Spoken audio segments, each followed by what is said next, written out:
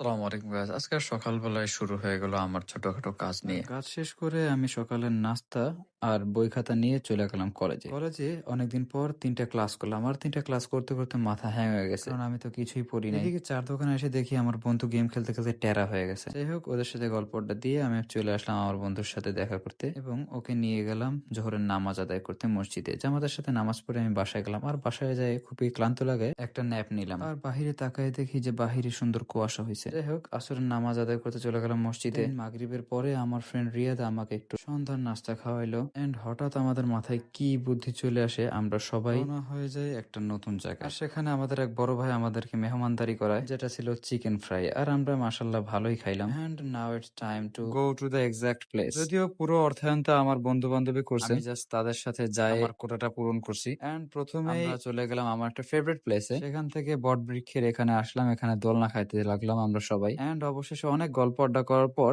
আমরা চলে আসলাম টং এ চা খাইতে। আর ৫ বন্ধু মিলে চা খাইলাম, যেটাও আমার অন্য আরেক বন্ধুর অর্থায়নে। আর আজকের জন্য এ পর্যন্তই। আসসালামু আলাইকুম।